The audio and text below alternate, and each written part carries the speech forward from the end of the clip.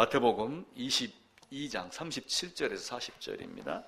예수께서 이르시되 내 마음을 다하고 목숨을 다하고 뜻을 다하여 주 너의 하나님을 사랑하라 하셨으니 이것이 크고 첫째 되는 계명이요 둘째도 그와 같으니 내 이웃을 내 자신같이 사랑하라 하셨으니 이 두 계명이 온 율법과 선지자의 강령이니라. 아멘. 신명기 6장 4, 5절 제가 읽겠습니다. 이스라엘아 들으라. 우리 하나님 여호와는 오직 유일한 여호와이시니 너는 마음을 다하고 뜻을 다하고 힘을 다하여 네 하나님 여호와를 사랑하라. 오늘 내가 네게 명령하는 이 말씀을 너는 마음에 새기고 부지런히 가르치라. 이렇게 말씀을 합니다. 날씨가 쌀쌀하면서도 좀 많이 포근해져서 좋습니다. 책상을 하나 새로 만들었는데 어제 이 집사님 가정 총동원해서 만들어가지고 니스치를 해서 밤에 열어놨는데도 조금 냄새가 납니다. 그래서 냄새가 나면은 문 잠깐 열고 닫고 이렇게 하도록 하겠습니다. 네덜란드가 해상 강국입니다. 해상 강국이 된 이유가 있는데 16세기 말 1597년에 네덜란드의 한 선장이 북극 항로를 개척을 하려고 배를 끌고 북극을 갔습니다. 가다가 얼음에 막혀가지고 몇 달 동안 고립이 돼 있었어요. 그래서 이제 빠져나오지도 못하고 배 안에서 거주를 하다가 봄이 돼서 얼음이 녹으면서 구조받았습니다. 근데 17명이 가는데 5명이 얼어 죽거나 굶어서 죽었어요. 나중에 구조대가 가가지고 배 안을 뒤지니까 배 안에 화물칸에 옷이 있었고 음식이 있었어요. 이분들이 이제 개척을 하러 가면서 중간에 들러가지고 화물 이동도 하면서 돈도 벌고 개척도 하고 하는 이런 일들을 했던 것 같아요. 왜 그 옷을 꺼내 입지 않았느냐? 왜 그 음식을 먹었으면은 죽지 않았는데 왜 그렇게 했느냐? 근데 선장이 죽었어요. 근데 남은 사람들이 하는 이야기가 우리 선장이 절대로 손님이 맡긴 것은, 배달하라고 맡긴 것은 뜯으면 안 된다. 그렇게 해서 그걸 열어보지도 않은 거예요. 생각을 하지 않은 거예요. 그 결과 죽음을 맞이했죠. 근데 그들의 그 미련함을 얘기를 하려고 하는 게 아니고 그들의 강직함을 제가 말씀을 드리는 거예요. 근데 그 사건이 전 세계에 알려졌어요. 그렇게 하면서 네덜란드 화물선에 의뢰가 들어오기 시작을 해가지고 네덜란드가 해상 강국이 됐다. 이렇게 합니다. 아마 네덜란드 사람들이 다 그런지는 모르겠어요. 신앙도 네덜란드에 보면 캄펜 신학교가 있어요. 근데 거기가 개혁주의 신앙의 중심이 돼서 남아공으로 가는 사람도 있고 네덜란드로 가는 사람들도 있고, 그때 당시에 네덜란드에서도 여러 사람이 와서 우리나라에 복음을 전했습니다. 아마 그런 강직함, 어떤 그런 마음들이 있었기 때문에 그렇게 하지 않았는가, 그런 생각이 들어갑니다. 복음은 정말 지키기 어렵습니다. 그 선장이 먹으면 안 돼, 남이 손님이 맡긴 것은 건드리면 안 돼 라고 하는 것 때문에 아예 마음 씀씀이도 가지도 않고 이렇게 했던 식으로 율법을 지켜라 라고 했었을 때 그걸 지키기 위해서 우리는 얼마만큼의 노력을 했을까라고 하는 것을 한번 곰곰이 생각을 해봐야지 돼요. 근데 율법은 여러 가지입니다. 율법은 여러 가지인데 율법이 요구라고 성경에 딱 단어가 나오는 게 한 군데가 있어요. 율법이 요구. 그러니까 율법이 요구라고 하면 로마서 8장 4절에 나오거든요. 율법의 요구. 그럼 율법이 요구하는 게 뭔가? 라고 하는 거를 로마서 8장 4절에 가면은 죽음이라고 이야기를 해요. 죽음. 죄인의 죽음. 그러니까 율법이 살아있는 동안에 다 하지만 결국은 마치는 것은 뭐냐면은 죽음으로써 율법의 요구를 이루어라. 그러니까 율법 전체가 지켜라, 지키지 말아라고 하는 것도 있지만 한편으로는 지킬 수 없는 존재라는 걸 깨닫고 너는 죽어야지 돼 라고 하는 것, 그걸 가르치는 겁니다. 그 하나님의 마음을 아는 것이, 성경의 뜻을 아는 것이 굉장히 어려워요. 왜냐하면 뭔가를 할 수 있다는 생각들이 자꾸 있잖아요. 이 세상에서 가장 어려운 게 한 가지가 있대요. 이 세상에서 가장 어려운 게 무엇 같아요?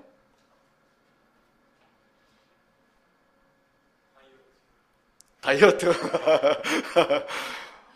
아니 김 이사님이 범사에 감사하는 제목을 30개, 50개를 적었다고 그래가지고 제가 집에 가서 나도 한번 적어봤어요. 나도 한번 적어봐야 되겠다. 연말에 감사할 걸 미리 땡기는 거예요. 그러니까 그 감사하게 하려고 살아내려고 감사의 제목을 미리 적는데 한 20개쯤 넘어가니까 적을 게 없는 것 같아요. 그러다가 잔꾀를 부렸죠, 제가. 데살로니가 전서 4장 3절 범사에 감사하라. 그래갖고 하나를 묶어버렸습니다. 꾀를 내가 너무 많이 부렸죠. 근데 율법도 사실은 다 이것저것 하게 되면은 한 가지 율법이 요구. 범사에 감사하라고 하는, 그래서 가장 어려운 것은 결국 뭐냐면은 사람의 마음을 얻는 것이 가장 어렵다고 그럽니다. 이 세상에서 가장 어려운 것. 신뢰라고 하는 말씀을 드렸잖아요. 그리고 우리가 또 하나 가장 어려운 것은 하나님의 마음, 하나님의 뜻이 이것이다라고 하는 것을 우리는 성경에서는 분명하게 이야기를 해요. 하나님의 뜻은 너희의 거룩함이다. 그러니까 너희가 거룩하게 되었으니까 너희가 정욕을 버리고 거룩하게 살아라. 두 가지를 분명하게 이야기를 해요. 그리고 마지막 날 네가 진짜 거룩한 존재니까 거룩함에 나올 수 있고, 죄인은 하나님 앞에 나갈 수 있어요, 없어요? 못 나가잖아요. 거룩한 존재로 만드는 게 율법이 요구예요. 그러니까 율법이 굉장히 많습니다. 근데 그걸 딱 정리를 하면은 죽음입니다. 그래서 기독교는 체험의 종교다 이렇게 이야기를 해요. 체험의 종교. 그러니까 여기서는 율법의 요구를 뭐라고 얘기를 하냐면 죽음 그래요. 죽음. 어떤 죽음이냐면은 너는 죄인이니까 죽어야지 돼. 창세기 2장 17절에 있는 말씀 그냥 그대로 너는 죄인이니까 죽어야지 돼. 이걸 해놓고 예수님도 사람의 모양으로 왔기 때문에 죄인의 죽음을 죽는 거예요. 그래서 기독교는 체험의 종교다라고 하는데 뭘 체험해야 되냐면은 예수님과 함께 연합한 십자가를 체험하는 거예요. 체험하는 종교가 됩니다. 그런데 또 체험이 아닌 다른 말로 기독교를 표현하는 말이 있어요. 기독교는 체험의 종교, 또 다른 것은 기독교는 선택의 종교 이렇게 이야기를 해요. 근데 인간이 선택하는 게 아니라 하나님이 예정하여 선택해놓고 선택한 자를, 잊어버린 자를 찾아갖고 그리고 끝. 기독교는 선택의 종교다. 그래서 하나님의 예정과 하나님의 선택, 인간의 전적 무능력을, 타락을 알지 못하면 신앙을 하지 못한다 이렇게 이야기를 합니다. 그래서 율법을 주신 이유가 사실은 그 내용인데 그 내용을 오늘 풀어서 말씀을 드리고 다음 주에는 율법의 종류가 있습니다. 유대인들이 상당히 똑똑하잖아요. 그들이 모세오경 안에 있는 율법을 다 한 줄 한 줄 읽으면서 몇 가지인가 세어봤는데 613가지로 그걸 구분을 했어요. 그래서 613 미츠바 해가지고 계명 이렇게 이야기를 하거든요. 근데 거기에 하라, 하지 마라 이게 나오는데 이제 유대인들은 그걸 하려고 하고 안 하려고 노력을 하고 이렇게 하는 거예요. 근데 진짜 고수는 뭐예요? 하려고 하고 안 하려고 하는 거에 매이지 아니하고 안 하고 하는 그 경지가 돼야지 되는데 이들은 의식하면서 하려고 하고 의식하면서 하지 않으려고 그러니까 이게 율법이 뭐 올가미가 돼버린 거예요. 그래서 하나님 앞에 나와갖고 율법이 뭐냐 이렇게 묻습니다. 최고의 율법이 뭐냐? 최고의 종교가 뭐냐? 이렇게 묻는 거예요. 그래서 신앙과 종교도 결국은 신앙과 종교도 하나로 딱 묶으면 신앙은 뭐예요? 하나님 중심이에요. 종교는 사람 중심입니다. 그래서 우리가 신앙을 할 때 성경을 볼 때 하나님 중심이냐 사람 중심이냐를 두 가지를 놓고 봐가지고 자의적으로 자기에게 유리하게 해석하는 사람 중심이 있고 어떻게 됐든 나에게 지금 처한 상황이 좀 어렵다 할지라도 이것이 하나님의 뜻이면 거기를 따르겠다 순종하겠다라고 하는 하나님 중심이 있습니다. 근데 아니 하나님 중심이 사실은 어려운 거예요. 아까 사람의 마음을 얻기가 힘들었다 하듯이 하나님의 마음을 아는 것이 힘드는 겁니다. 그래서 율법을 많게 만들어 놨는데 사두개인들은 그 중에서 무슨 얘기를 하냐면 예수님에게 부활이 없다. 우리는 부활을 모른다. 성경에서 부활을 말하지 않는다. 이렇게 이야기를 하는 거예요. 그런데 실제 부활을 그들이 알긴 알지요. 왜냐하면 엘리야도 승천을 했죠. 에녹도 승천을 했죠. 나사로가 살아나는 것도 알잖아요. 그죠? 그래서 부활의 개념을 압니다. 그리고 마지막 날 뼈가 맞춰지고 살이 붙고 근육이 붙어서 예루살렘으로 가는 새로운 소망을 갖는 부활의 개념을 알아요. 아는데도 그들이 사두개인은 부활을 부정한다라고 하는 의미는 뭐냐면 사두개인들의 마음속에 뿌리가 어디에 들어가 있는 거예요? 이 세상 안에 뿌리를 받고 있기 때문에 그래요. 여기가 좋사오니 베드로가 그 변화산에 가가지고 여기가 좋사오니 라고 하면서 했듯이 사두개인들은 여기가 좋은 거예요. 왜 좋냐면은 대제사장의 직분을 갖고 로마와 헤롯과 많이 결탁을 해가지고 많은 걸 누리고 살고 있잖아요. 근데 여기를 떠나면 돼요, 안 돼요? 여기를 떠나면은 안 됩니다. 예수님은 물과 성령으로 거듭나지 아니하면 이라고 하면 하나님 나라를 갈 수 없고 볼 수 없다라고 이야기를 하는데 종교를 가진 사람들이 예수님을 향하여 대드는 거예요. 부활이 없어. 그럼 어떻게 해야 돼? 이렇게 이야기합니다. 왜냐하면 종교를 가지고 사는 거는 나름 행복이 있어요. 사두개인들은 사람들이 보기에 잘 살았겠어요? 못 살았겠어요? 잘 살았죠. 자, 예를 들어서 당시에 가난한 몸이 아팠던 이런 많은 사람들이 있습니다. 세리도 두 종류가 있잖아요. 삭개오가 회개하고 돌아온 세리가 있고 회개하고 돌아오지 않은 세리가 있단 말이에요. 그럼 부자가 있고 가난한 자가 있어요. 시편 73편에도 보면은 두 종류의 사람이 나와요. 한 사람은 얼마나 먹고 살이 쪘는지 눈이 개구리 눈같이 툭 튀나오는 이런 장면이 나옵니다. 그러면서 그들은 예를 들어서 돈 많으면 죽을 때 고통스러워요? 안 고통스럽게 죽어요? 그 사람들은 안 고통스럽게 죽습니다. 왜냐하면 큰 병원 VIP실에서 죽거든요. 그러니까 이것저것 진통제 맞으면서 모든 거 다 하고, 저 사람들은 죽는 고통도 없고 안 되는 일 없고 말하면 다 이루어지고 이러는데 우리는 왜 이러지? 라고 하는 한탄을 하다가 마지막 종말을 보고 그들의 끝이 어딘가 그걸 알게 되는 거예요. 그러니까 그동안 부러워했던 것들이 아무것도 아니구나라고 하는 것을 알게 되는 겁니다. 신앙과 종교도 그런 차이가 있어요. 종교가 아무리 왕성하다 할지라도 신앙 하나를 당하지 못합니다. 많은 사람들이 이스라엘 향해서 덤벼들어도 하나님은 이스라엘 향해서 어떻게 말씀하셨냐면은 하나가 열을 쫓고 하나가 천을 쫓고 하나가 만을 쫓을 것이다. 둘이 만을 쫓을 것이다. 이렇게 이야기를 해요. 이스라엘이 그 딱 중심지에 누가 있냐면은 이스라엘이 이렇게 있습니다. 이스라엘은 지형상 특이한 지형이에요. 이렇게 있으면서 여기가 어디냐면 유럽입니다. 유럽. 여기 터키 이렇게 있죠. 로마, 그리스 이쪽에 있잖아요. 영국. 이쪽 가면은 뭐가 있어요? 중동이 있고 이쪽에 가면은 아프리카가 있고 어딜 간에 서로 교류를 하려다 보면은 여기를 거쳐야지 돼요. 거쳐야지 되니까 여기가 고생을 했지만 한편으로는 어떤 이점이 있냐면 여길 통과하면서 모든 사람들이 하나님을 다 알게 되어 있어요. 전 세계에 하나님을 모르는 사람이 없어요. 이 사람들이 결국은 나중에 흩어져 갖고 어디로 온 거예요? 이쪽으로 와서 일본까지 건너가는 그런 삶이 됐기 때문에 하나님을 모르는 사람 아무도 없습니다. 근데 이런 신앙이 있었을 때 이들이 설령 공격해와도 만 명이 공격해와도 둘이 만 명을 당하겠다라고 하며 큰 능력을 준 거예요. 그래서 지금의 우리의 어려운 불공평인 것 같지만 신앙 하나를 올바로 잡으면 이겨낼 수가 있어요. 그래서 성경은 우리에게 뭐라고 얘기하냐면 산개가 죽은 사자보다 낫다. 산개, 그 강아지 하나라도 사자 그 갈기가 있고 그 소리 질렀던 그 사자보다 낫다. 죽은 사자보다. 그래서 종교는 죽은 거고 신앙은 살아있는 겁니다. 우리가 그 모습을 갖고 하나님에게 성경을 통해서 계속 물어봐야지 돼요. 이번에 대통령 신년 기자회견을 하면서 말이 좀 많았습니다. 어느 일간지 기자, 여기자가 당돌하게 물었어요. 왜냐하면 지금 이제 대한민국이 좀 어렵잖아요. 뭐 최저임금, 또 가계, 뭐 이런 많은 것들이 어렵습니다. 그런데 이제 나름대로 이제 뭐 이렇게 하겠다라고 이제 설명을 하고 질문을 받는데 여기자 하나가 그렇게 당신의 신념을 바꾸지 않는 자신감은 어디서 오는 거냐 이렇게 물어봤어요. 근데 이제 텔레비 화면에 나오는 문 대통령의 얼굴이 약간 굳고 입술이 탁 굳어 있다가 내가 이미 30분 동안 말했기 때문에 말하지 않겠다라고 딱 끊었습니다. 그러니까 이제 민주당을 비롯해서 충신들이 싸가지가 없다. 여기자가 뭐 싸가지 없다는 건 둘째 치더라도 기자로서의 자격도 없고 실력도 없는 질문이다. 이렇게 하면 이제 폄하하기 시작을 했어요. 근데 그런 질문이 만약에 미국에서 나왔다. 그럼 어떻게 돼요?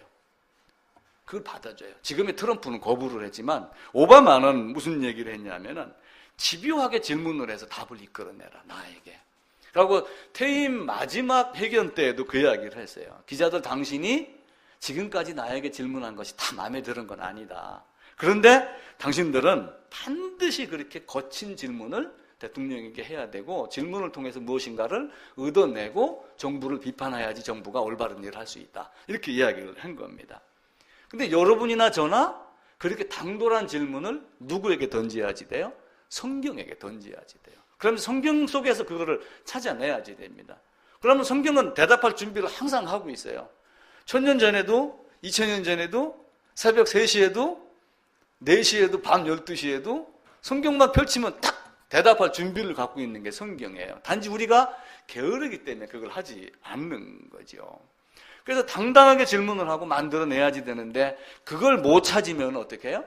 내가 생각한 이론을 만들어갖고 이렇게 내는 거야 라고 하는 것을 종교라고 그랬죠. 여기서 답을 얻으면 신앙이 되는 거고 답을 얻지 못하면 종교가 됩니다. 사도계인은 물었어요. 부활? 없습니다.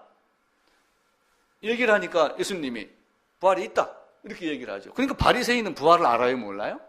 바리새인은 부활을 알아요. 그러니까 사도 바울도 머리가 총명한 사람입니다. 훗날 바울이 잡힙니다. 잡히는데 이제 사두개인도 오고 로마 군사도 오고 바리새인도 오고 막 이렇게 하고 그러거든요. 그때 부활에 대한 이야기를 딱 꺼내면서 자기 편을 또 끌어들여요. 그래갖고 논쟁이 있는 것 중 모든 사람들이 다 바울 나쁜 놈 하고 그러는데 부활에 대한 이야기를 꺼내면서 부활을 인정하는 사람들하고 사두개인하고 편을 가르게 만드는 그런 묘한 수도 씁니다. 여기서 편하고 여기서 부자가 되고 하는 그것을 떠나서 그 헤롯과 로마와 결탁해서 얻은 대제사장들, 그러면서 먹고 살기 힘들고 하는 많은 사람들이 그들을 원망하고 그러지만 우리는 여기가 좋고 부활이 없다 이렇게 이야기를 하는 거예요. 왜 부활이 없다고 했겠냐? 거듭 얘기를 하잖아요. 에덴에서는 필요한 게 부족한 게 있어요, 없어요? 에덴은 없습니다. 무조건 다 있습니다. 뭔가 더 이상 필요한 게 없어요. 새 예루살렘에 가면은 아쉬운 게 있을까요, 없을까요? 첫 에덴 동산하고 마찬가지로 마지막 예루살렘에 가도 부족하고 아쉽고 한 게 한 가지도 없어요. 그러니까 사두개인들이 물어본 게 뭐냐 하면은 7형제가 있는데 마지가 살다가 죽었습니다. 그때 이제 유대인들은 어떤 특징이 하나가 있냐면 기업을 다른 데로 넘기지 않으려고 첫 형수가 있으면 둘째 동생이, 셋째 동생 이렇게 해갖고 7명이 다 죽었어요. 그러니까 첫 형수가 7을 다 거쳤는데 새 예루살렘에 가면 누구의 아내가 되느냐 이렇게 물은 거예요. 그러니까 예수님이 거기는 부활도 없고 천사와 같다 이렇게 얘기를 하며 세상과 같이 무엇인가 욕정이 있고 불편함이 있고 아쉬운 게 있는 그런 곳이 아니다라고 이렇게 이야기를 하니까 사두개인들이 할 말을 잊어버린 거예요. 왜냐하면 자기들은 여기서 욕심 부리고 살고 있고 뭔가 지금 구하면서 살고 있는데 거기는 그런 게 아니다 그러니까 대답을 못했거든요. 근데 대답 못했다 소리를 듣고 아니 그것도 대답 못해? 사두개인이 쪼다 같은 놈들. 우리 바리새인들이 나가서 해결해 줄 거야. 이렇게 하고 덤벼들면서 질문한 게 오늘 읽었던 본문입니다. 그 앞에 무슨 얘기를 하냐면은 율법 중에서 어느 계명이 제일 큽니까? 사두개인은 못 지켰는데 나는 제일 큰 거 지킬 수 있습니다. 어느 계명이 첫 번째입니까? 나는 그것도 지킬 수 있습니다. 그러면서 누가복음에서는 같은 말을 크다 첫째다 라고 해놓고 내가 무엇을 하여야 영생을 얻을 수 있습니까? 라고 하며 종교적인 습관으로 인간의 능력을 극대화시켜가지고 우리는 이런 존재입니다. 할 수 있습니다. 사도 바울도 그러잖아요. 훗날 빌립보서에서 자기가 이야기를 합니다. 내가 예전에는 율법의 의로는 흠이 없던 자다. 스데반을 때려 죽인 것도 흠이 없는 거예요. 자기 종교적인 주관에서는. 나는 이런 열심으로 살았다. 그런데 첫째 큰 거 내가 뭘 행해야지 됩니까? 그렇게 하니까 예수님이 첫째는 이것이고 첫째는 무엇이라고 그랬어요? 주 너희 하나님을 사랑하라. 두 번째는 내 이웃을 사랑하라. 그렇게 말씀을 합니다. 그러니까 사도신경에도 고백이 나오죠. 주기도문에도 나오죠. 또 우리가 십계명도 읽지요. 자, 예를 들어서 사도신경이 있고 주기도문이 있으면 어떤 게 더, 사도신경은 사실은 소중한 겁니다. 왜냐하면 성경에 있는 내용을 요약을 해가지고 이렇게 신앙을 가르치기 위해서 딱 몇 줄로 만드는 거기 때문에, 압축한 거기 때문에 굉장히 좋은 겁니다. 근데 만약에 사도신경하고 주기도문하고 비교를 해서 어떤 게 높낮이를 따져야 된다면 어떤 게 더 높을까요? 어떤 게 더 우선이 될까요? 주기도문이죠. 왜냐하면 사도신경은 아무리 지혜롭게 했다 할지라도 사람이 한 거잖아요. 주기도문은 성경에 있는 겁니다. 자, 우리가 사도신경을 할 때 새 번역으로 된 거 성경에 보면 그 밑에 있는 걸로 합니다. 그러면은 주기도문은, 자, 우리가 이제 이걸 밑에 것까지 했거든요. 주기도문도 두 개가 있어요. 그럼 주기도문은 어떤 걸 사용하는 게 좋아요? 위에 거요? 높아서? 이게 논란이 된 적이 있어요. 개역 개정으로 나오면서 새 번역해가지고 사도신경 개역 개정이 나오면서 이렇게 바꿨거든요. 바꿨는데 그러면은 주기도문은 어떤 걸로 해야 되느냐? 사도신경은 어떤 걸로 해야 되느냐? 자, 그럼 사도신경은 새 번역으로 하자. 그런데 주기도문은 성경대로 하자. 이게 답이에요. 성경대로. 예전 것 이게 아니고 성경대로 하자. 그래서 성경하고 한 줄도 한 단어도 한 글자도 안 틀린 게 이 위에 있는 거예요. 그래서 우리가 사도신경은 밑에 거 보고 하지만 주기도문 할 때는 위에 걸 보고 하는 거예요. 그만큼 성경이 앞섭니다. 근데 바리새인들이 가가지고 첫째가 뭐냐, 큰 게 뭐냐, 뭘 해야 되느냐라고 이렇게 얘기를 하니까 예수님이 뭐라고 그래요? 첫째는 이거고 둘째는 이거다라고 하며 모든 것의 기준을 하나님 사랑과 이웃 사랑으로 딱 묶어버립니다. 그래서 이웃 사랑, 하나님 사랑, 이게 사실은 율법의 정확히 얘기하면 두 가지예요. 근데 이웃 사랑은 어디서 나와요? 하나님 사랑에서 나오죠. 그러니까 결국은 율법을 또 하나로 묶으면 하나님 사랑이에요. 하나님 사랑이라는 씨앗이 있고 뿌리가 내려야지 거기서 줄기가 나오고 가지가 나오고 꽃이 피고 열매를 맺는단 말이에요.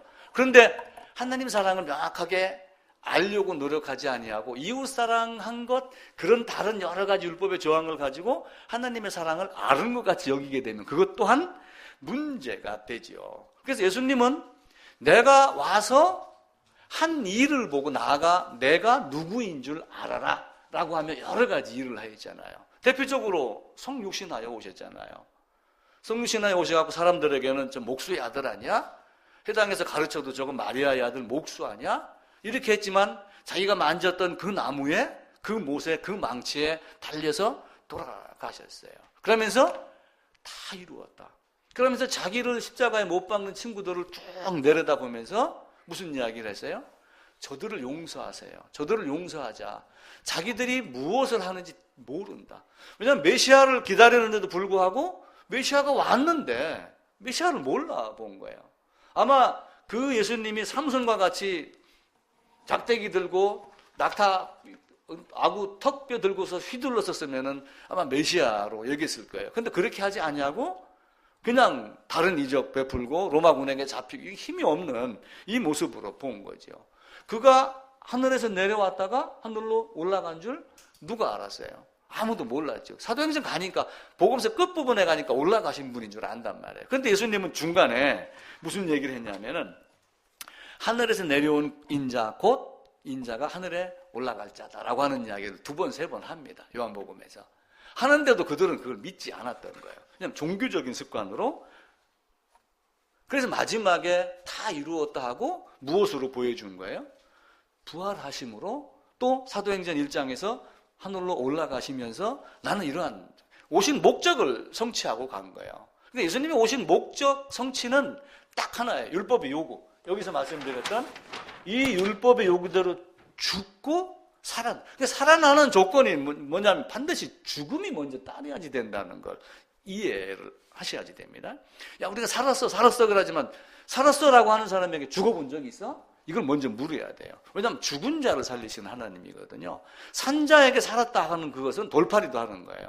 근데 예수님은 요한도 썩어서 냄새가 날 때까지 기다렸다 가가지고 그를 소생을 시켰잖아요. 그게 하나님의 능력입니다. 그래서 바울이 이제 그 이야기를 로마서 6장에 가서 하는 거예요. 연합에 대한 이야기를 계속, 그리고 5장에서 죄에 대한 이야기를 하고 있고, 그러면서 이제는 로마서 6장 그 뒤로 이어가며 죄 중에서 의의 종으로 바뀌었으니 너희의 삶이 거룩한 새 사람이 되어야지 된다. 그러면서 에베소서에도 의와 진리로 거룩함을 입은 새 사람을 입으라라고 하며 다른 모습으로 우리가 어떻게 바뀌어야지 되는가를 계속해서 가르치는 겁니다. 근데 그것이 율법의 행위로 되는 게 아니고 하나님의 사랑으로 되고 율법의 요구대로 되는 건데, 바리새인들은 자꾸 그걸 지키려고 하면서 첫째 계명이 뭐냐, 큰 게 뭐냐, 무엇을 해야 되느냐 이렇게 묻는 거예요. 예수님은 또 계속해서 말씀을 하죠. 하나님을 사랑하라, 내 이웃을 사랑하라. 그러면서 신명기 있는 대로 우리 하나님 여호와는 유일하신 하나님이니 한 분 하나님을 말씀을 합니다. 그래서 말씀드렸듯이 뿌리, 씨앗 이게 있어야지 위에 열매가 나오는 거예요. 하나님 사랑, 이웃 사랑을 놓고 보면은 하나님 사랑이 우선되는 거죠. 그 내용을 야고보도 이야기를 하는 거예요. 믿음과 행함으로. 행함이 없는 믿음은 죽은 거다. 그러면서 네가 믿음 있으면 행함으로 보여라 라고 이야기를 하죠. 근데 사람들은 뿌리 없이도 이 겉에 있는 모습을 꾸밀 줄 아는, 마음은 답답해도 얼굴은 웃을 줄 아는 능력이 있는 사람들이 인간이다. 자, 예를 들어 갖고 항공사 비행기 탑승 여승무원이 됐다고 해보세요. 집에서 대판 싸우고 갔어도 거기 타면 웃어야 돼요, 울어야지 돼요. 아니 그 감정 노동자라고 해가지고 막 하지만 전화를 받고 응대를 할 때 기분 나쁘니 끊을게요 하고 끊으면 또 막 올라가고 그러잖아요. 그죠? 사람들이 다 그런단 말이에요. 그런 능력이 인간에 있기 때문에 겉모습을 봐가지고서는 하나님 사랑에서 나오는 건지 아니면 자기 생각에서 나오는 건지 그걸 알 도리가 없습니다. 그래서 결국은 말씀으로 계속해서 이야기를 해야지 돼요. 그 말씀 속에 네가 있느냐 없느냐라고 하는 것. 그러니까 야고보서에서는 믿음과 행함의 비분리를 이야기해요. 그러니까 믿음과 행함이 비분리가 된다는 얘기는 예수님이 첫째 되는 계명이요 하나님 사랑이요, 둘째 되는 계명은 이웃 사랑이라라고 하는 하나님 사랑과 이웃 사랑도 결코 분리될 수가 없다. 여기에서 이게 나온다라고 하는 것을 가르치는 겁니다. 자, 믿음과 행함은 바퀴가 두 개 굴러가는 것 같아요. 그 학생들 이렇게 타고 다니는 그 전동 스쿠터 비슷한 거 있어요. 바퀴 두 개짜리. 딱 올라타면 딱 가더라고요. 근데 만약에 바퀴 하나 고장나면 가요, 안 가요? 제자리 빙빙 돌잖아요. 그러니까 믿음과 행함은 항상 같이 굴러간 한 축에 있는 하나의 개념입니다.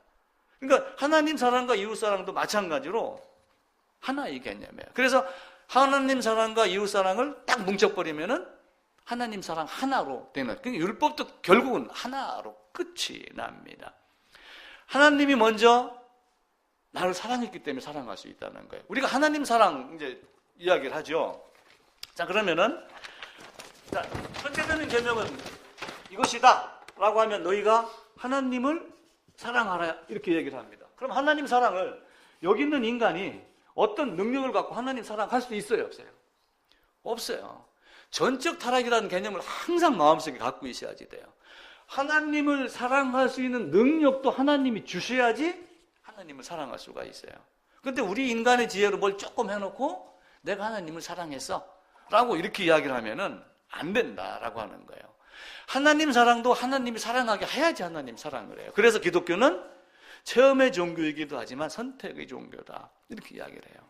하나님이 나를 그렇게 하기로 하셨기 때문에 그렇게 하는 겁니다. 예정하여 선택하였기 때문에 내가 하나님을 사랑하는 것이 가능하다. 우리 찬송가 그런 찬송이 있잖아요. 주 예수 내가 알기 전 날 먼저, 그죠? 날 먼저 사랑했네. 우리 찬송가를 부르면서도 그 찬송가를 잘 부르는 사람도 하나님 예정을 거부하는 사람들이 있어요. 날 먼저 사랑했네. 그래서 그 사랑 받아서 가는 거예요. 거울이 햇빛을 반사할 능력이 있지 지가 햇빛을 만들어내는 능력이 있나요? 달이 태양빛을 받아서 반사를 하는 거지 달이 빛을 반사하나요? 자기 스스로 발산해내지는 못하잖아요. 마찬가지로 모든 이웃사랑보다 모든 율법 지키는 모든 것 제일 앞선 것이 하나님 사랑이에요. 그러니까 유대인들이 묻기는 잘 물은 거예요. 제일 큰 게 뭡니까? 첫째가 뭡니까? 하나님 사랑이에요. 근데 그 하나님 사랑을 다른 성경을 통해서 내가 사랑하게 하지 아니하였으면은, 내가 너를 사랑하지 아니하였으면 너도 나를 사랑할 수 없는 존재다. 이걸 가르치는 게 율법이에요, 사실은. 그 율법을 가르치는 이유는 결국 뭐냐면은, 성경이 율법을 말하는 이유는 그걸 가르치기 위함이다. 그래서 신앙과 종교가 무엇인지, 율법이 무엇인지라고 하는 거예요. 자, 성경은 무슨 사랑을 얘기를 하냐면은, 하나님이 인간을 사랑할 때 무조건적 사랑 이야기해요. 무조건적. 사랑에 조건을 둬요, 안 둬요? 진짜 사랑하면 조건을 둡니까, 안 둡니까? 진짜 사랑하면 조건을 안 둡니다. 부모가 자식을 사랑할 때 자식을 어떤 조건으로 보고 사랑하나요? 아닙니다. 자식이기 때문에 사랑을 해요. 하나님은 자기 자식을 사랑할 때 조건을 보고 사랑하지 아니하고 선택했기 때문에, 예정했기 때문에, 자식이기 때문에 사랑을 하는 거예요. 내가 이 땅에 태어나기도 전에. 그래서 바울은 어머니의 태로부터 나를 택정하신 하나님, 이렇게 이야기를 해요. 그러면서 그 말씀을 로마서 9장에 가서는 내가 태어나기도 전에, 어떤 생각을 하기도 이전에, 어머니의 태에 있기도 전에, 그 이전에 나를 택하여 사랑하신 하나님께 감사한다. 그런데 그 하나님의 사랑을 주기로 작정하고 예정된 자는 하나님의 말씀이 들리게 되어 있어요, 안 들리게 되어 있어요? 들리게 되어 있어요. 그것을 바울이 사도행전 13장에서는 영생을 주시기로 작정된 자는 다 믿더라. 그 앞에 복음에 대한 설명을 쭉 합니다. 예수님이 어떤 분이었고 어떻게 하셨고를 딱 해놓고 사람들이 믿고 고백을 하니까 영생을 주시기로 작정된 자는 다 믿더라, 이렇게 이야기를 해요. 그 무조건적 사랑이 뭐냐면 아가페 사랑이다라고 하는 거예요. 그러니까 우리는 아가페 사랑이 뭐 내가 좀 손해를 보더라도 뭐 갖다 퍼주고 뭐 이러면서 아가페 사랑, 뭐 무조건적인 사랑 이렇게 하지만, 그런 조건을 아무것도 안 보고, 저는요, 내가 만약에 하나님이라면은, 하나님인 나 김건식이를 이렇게 내려다보고 내가 저놈 사랑할까 말까 하는 꼬라지 보니까 저놈 사랑해서 안 될 놈이야.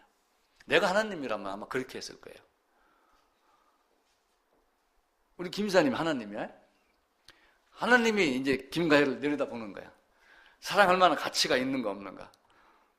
아마 그렇게 땡철하게 따지면 하나님의 사랑을 받을 수 있는 자격, 하나님께 그냥 그래도 나 사랑해 주세요 이렇게 이야기할 수는 있지만 부끄러워서 못 나갈 정도. 그런데 그걸 안 보고 하나님이 나를 사랑하신 것이 아가페 사랑이에요. 무조건적인 사랑입니다.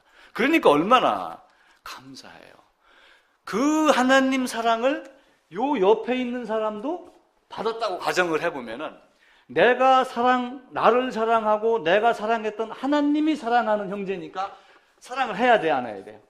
사랑을 해야 되죠. 그게 야고보서에 있는 믿음과 행함이라고 하는 거예요. 근데 사람들은 좋은 옷, 나쁜 옷, 부자, 가난, 이걸 가지고 환영하고 거부하고, 그러면서 여기가 좋으면은 여기가 좋사오니 또 율법을 가지고 첫째가 뭐고 둘째가 뭐야? 나는 그것만 지키면 돼? 라고 했지만, 첫째는 이것이니 하나님 사랑이라고 하는 하나님 사랑 안에 숨어있는 많은 율법의 개념, 율법의 요구 개념을 이해하지 못하는 거예요. 산에 나무를 심었습니다. 산에 나무를 심어 놓으면은 산에 있는 나무가 스스로 이쪽 산에는 내가 있는 여기는 음지야, 나는 양지로 가야 돼, 양지로 갈 수 있는 나무 있어요, 없어요? 있어요, 없어요? 생각하는 중이야? 없어요. 어떤 나무도 이 산에서 저 산으로 스스로 옮겨가지 못해요. 나는 여기 양지에 있는데 너무 더워, 난 음지로 갈 거야. 음지로 옮겨가나요? 못 옮겨가요. 사람이 옮겨주지 않으면 안 돼요. 그게 인간의 능력입니다. 하나님이 사망에서 생명으로 옮겨주지 않으면 안 돼요. 그런데 옮겨주기로 예정한 자는 옮겨달라고 부르짖는다. 이게 율법의 기능입니다. 그래서 율법은 하나님의 사랑을 받는 방법, 하나님을 사랑하는 방법, 하나님의 사랑을 받은 사람이 하나님의 사랑을 받은 나의 형제 자매를 사랑할 수 있는 능력, 이걸 가르치는 것이 율법이다. 접붙이는 개념이 성경에 나오잖아요. 그런데 접붙일 능력이 누구에게 있어요? 사람에게 있어요? 하나님께 있어요? 하나님에게 있다. 이렇게 명확하게 말씀을 합니다. 그러니까 이제부터 너희는 저로부터 해방되고 의로 종이 됐으면은 이제는 그 율법을 뛰어넘고 율법을 지키는, 그런 능력이 있어야지 된다. 그래서 제가 싸움꾼 얘기를 가끔 하잖아요. 초보 싸움꾼은 무기를 많이 들고 있고 진짜 싸움꾼은 몸으로 싸우더라. 아무것도 있지 않고. 그 일본에 가서 했던 누구의 최배달인가 그 만화책 보면은 아무것도 안 가지고 몸으로만 갖다 부딪히면 나가 떨어집니다. 실제로 그렇게 연습을 했다고 하더라고요. 아무것도 없이 그냥 그대로 되는 거예요. 자동차 운전할 때 야 여기가 지금 요 앞에 지금 유턴하는 데가 있고 이렇게 돌아오는 데가 있으면 내가 꺾여야지 이렇게 하나요? 처음에는 그렇게 하지만 어느 정도 시간이 지나면 어떻게 돼요? 나도 모르게 핸들이 돌아가요. 실제 내가 움직였지만. 근데 그걸 의식하지 못하는 상태에서 율법 속에 살아가는 그 모습들이 우리 모두에게 있어야지 됩니다. 또한 토기장이를 비유해 갖고 이야기를 해요. 토기장이를 가지고 토기장이가 이제 에레미야 선지자를 통해서 이런 말씀을 한 적이 있어요. 이스라엘이 멸망을 향해 달려갑니다. 이스라엘이 못된 짓을 이제 많이 했어요. 사랑이 있는데, 이제 자, 예를 들어서 아가페 사랑으로 하나님이 우리를 사랑했어요. 아가페 사랑으로 사랑을 했는데 여기에 우상이 있습니다. 여기 하나님이 있고. 그럼 내가 누구를 바라봐야지 돼요? 하나님을 바라봐야지 돼요. 하나님만 바라봐. 그런데 여기 있는 사람이 실제는 누구를 많이 바라봐요? 그 사두개인과 같이 겉모습으로는 제사 드리면서 거룩하게 제복 입고 이렇게 하지만 사실은 로마 헤롯 쳐다보면서 그들의 권세를 받고 거기서 나온, 그래서 예수님이 가가지고 상을 뒤엎은 거예요. 그런 짓 하지 마라. 근데 이들이 여기를 안 보고 여기를 쳐다봤어요. 우상을. 하나님이 사랑이니까 그냥 봐주고 가만히 있겠어요? 어떻게 하겠어요? 진노가 되는 거예요. 진노. 그래서 사랑이 극치가 뭐냐면 최고의 사랑이 뭐예요? 질투의 사랑이에요. 그거를 그냥 학문적으로 표현하면 에로스 사랑이다. 이렇게 이야기를 해요. 사랑이 지나치면 질투가 되는 거예요. 그게 왜 나만 쳐다보면 괜찮아요. 나를 안 쳐다보니까 다른 데 쳐다보니까 질투가 되는 거예요. 그러니까 다윗이 죽고 솔로몬이 왕이 되면서 40년 동안 뭘 했냐? 무상숭배를 많이 했어요. 처음에는 하나님만 섬기게 해달라, 하나님만 섬길 수 있는 지혜도 달라, 뭣도 달라, 막 이렇게 하니까 하나님이 좋아가지고 재물로는 능력도 주고 막 이렇게 했어요. 스바 여왕이 막 찾아와가지고 솔로몬 하고 씨까지 얻어가서 메네릭 왕조가 생기는 그런 역사까지 일어났지만 결국에는 어떻게 했어요? 예루살렘에 수십 개, 수백 개의 신전을 갖다 놓고 이방 여인들하고 놀아난 거예요. 그러니까 40년 왕이 딱 끝나고 솔로몬이 죽으면서 나라가 둘로 딱 쪼개진 거예요. 쪼개지면서 거의 멸망이 들어가는 이때쯤에 에레미야 선지자를 보내가지고 토기장이의 모습을 보여줬어요. 그러면서 우리 에레미야 18장 한번 보겠습니다.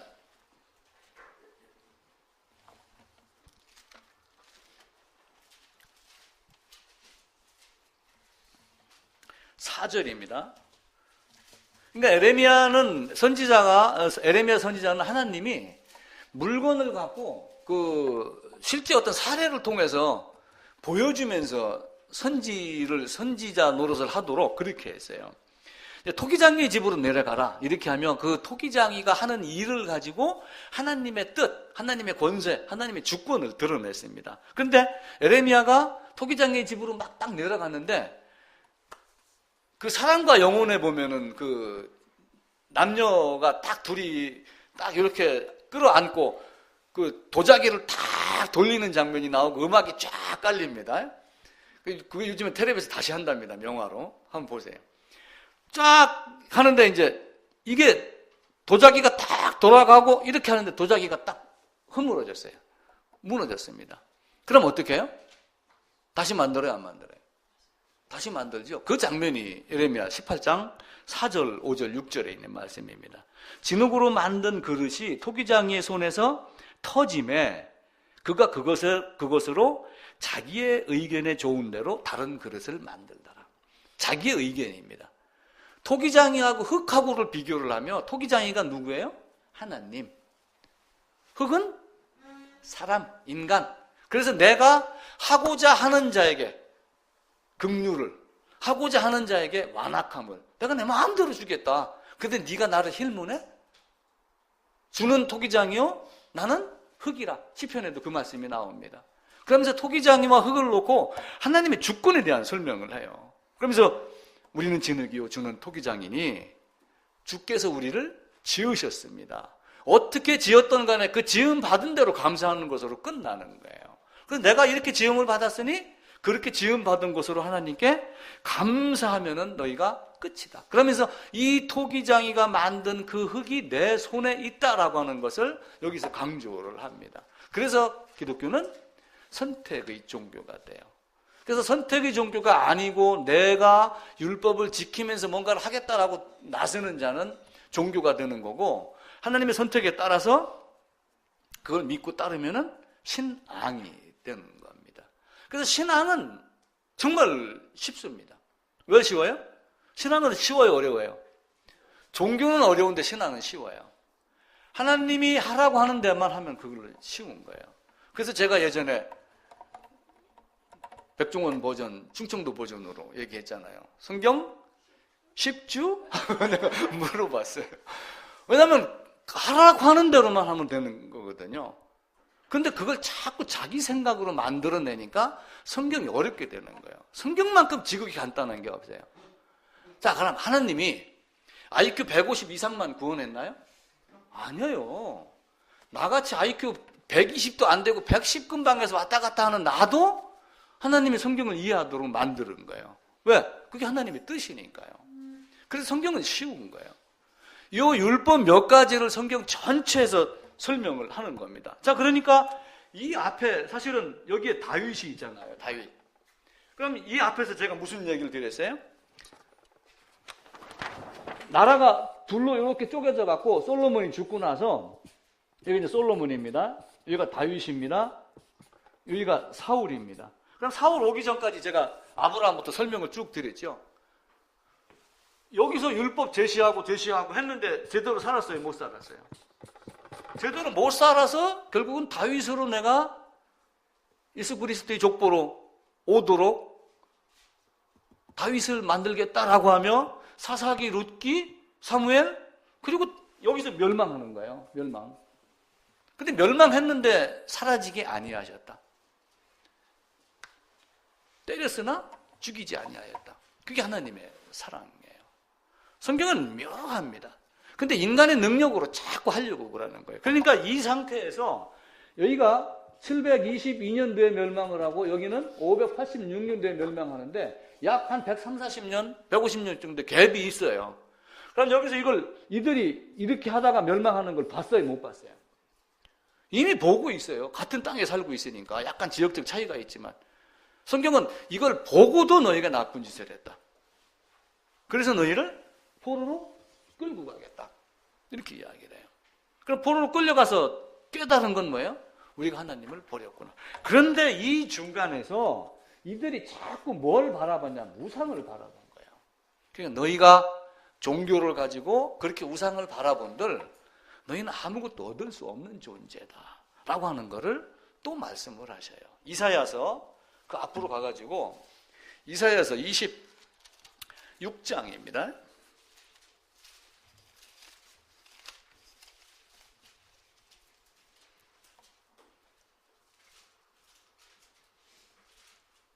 (16절) (17절) (18절) 이사야서 26장 16, 17, 18절 세 절입니다. 함께 읽을게요.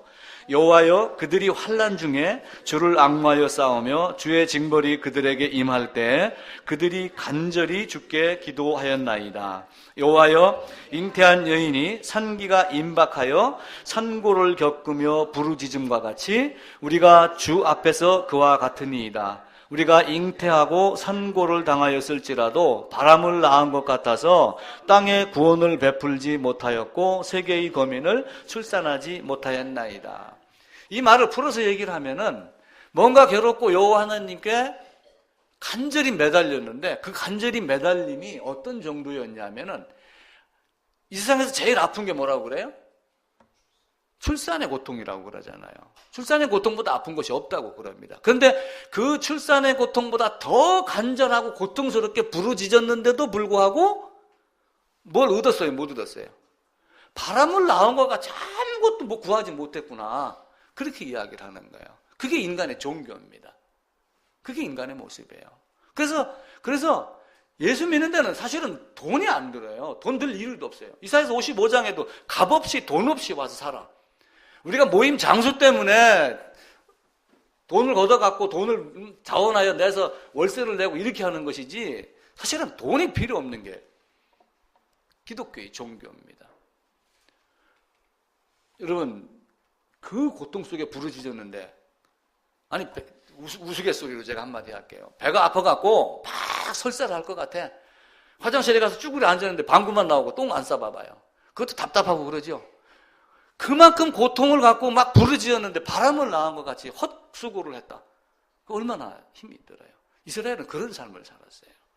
그런 삶을 수십 년 동안 사는 거예요. 그래가지고 이때부터 몇 년 동안 가서 포로 생활을 했냐면은 70년을 했다.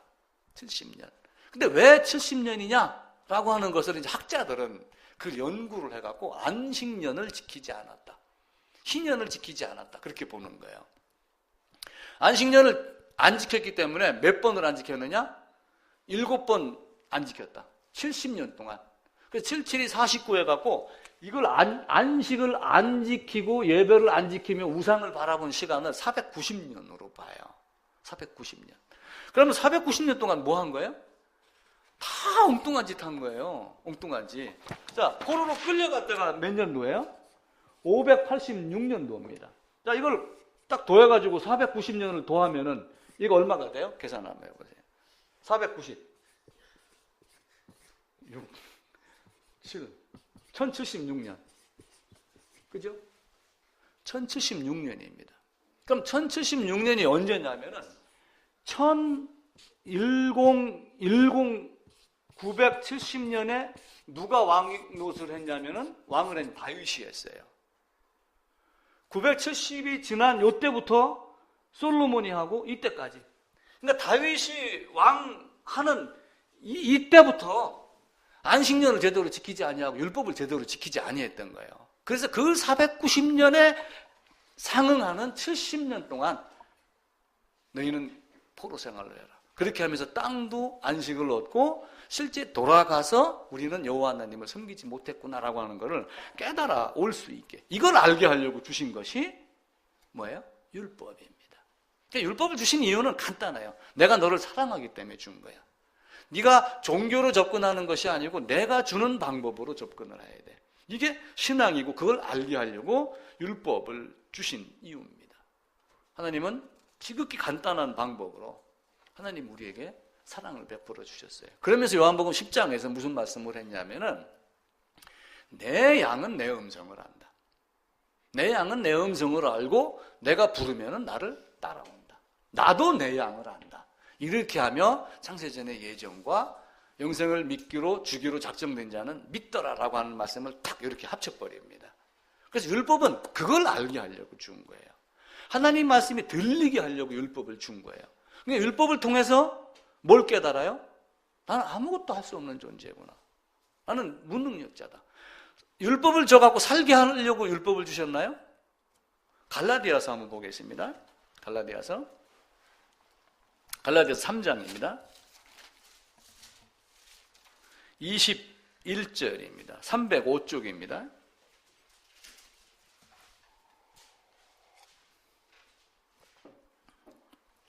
이제 3장 윗부분에서 아브라함에게도 먼저 복음을 전했다. 그리고 율법으로 의롭다함을 얻을 자 없다. 이런 얘기를 쭉 하면서 오직 한 사람 내 자손 그리스도다. 이렇게 얘기를 하며 21절입니다. 그러면 율법이 하나님의 약속들과 반대되는 것이냐? 결코 그럴 수 없느니라. 만일 능히 살게 하는 율법을 주셨더라면 의가 반드시 율법으로 말미암았으리라. 그러나 성경이 모든 것을 죄 아래 가두었으니 이는 예수 그리스도를 믿는 믿음으로 말미암는 약속을 믿는 자들에게 주려 합니다. 그러면서 율법은 결국은 누구를 믿게 하려고 하는 거예요? 예수가 어떤 분인가라고 하는 걸 믿게 하려고 주는 거예요. 그런데 그것을 이루기 위하여 오신 예수님의 마지막은 뭐였어요? 십자가에 못 박혀 죽는 거였어요. 왜 죽었을까를 우리가 찾아내야지 돼요, 성경에서. 그거 찾아내면 자유가 되는 거예요. 근데 그 자유함 속에서 이전의 율법을 가지고 열심히 살아내면은 올바른 성화가 되는 거고, 이제 자유하면은 하고 돌아서면은 방종이 되는 거예요. 방종하지 말라고 성도의 견인이 주어지는 거예요. 성도의 견인 속에 뭐가 들어가요?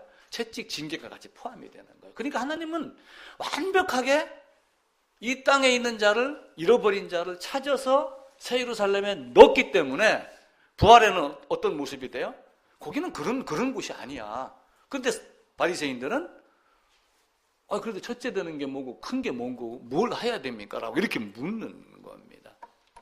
그래서 우리가 그 대통령 기자회견했던 이야기를 언뜻 꺼냈지만 시작을 하면서 성경을 통해서 계속 질문을 하고 또 넘어가야지 됩니다.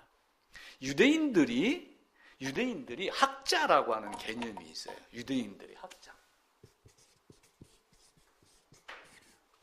우리도 유대인들이 학자라고 하는 이야기의 뜻을 가진 사자성어가 있어요. 청출어람.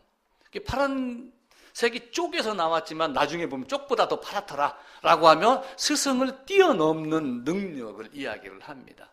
그러니까 박사과정은 다른 사람들 그 흉내내는 게 아니라 독자적으로 어떤 걸 한 학문을 만들어내는 거예요. 근데 유대인들이 학자라고 불리는 거는 좋은 스승을 만나서 그 스승을 능가했었을 때 학자다 이렇게 칭함을 받아요. 우리하고는 약간 다릅니다. 물론 박사과정하고는 비슷하죠.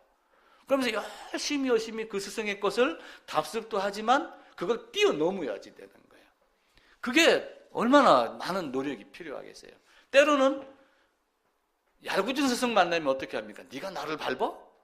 이렇게 하고 그러죠. 내가 우리 지난번에 쪽지 몇 장 주면서 복사해갖고 이 교수님이 쓴 요거를 뛰어넘는 걸 한번 답을 만들어라. 제가 그렇게 얘기를 했어요. 근데 그분이 불편해하더라도 그걸 만들어야지 돼요.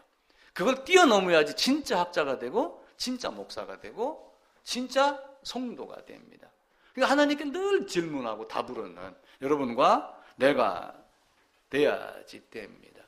그래서 예수님의 십자가는 지난주 또 그 지난주 말씀을 드렸듯이 서울 대법원이 무실동 출장소로 여기 와가지고 여기서 심판하고 그때의 심판은 통과시키는 거예요. 생명책에 기록된 자는.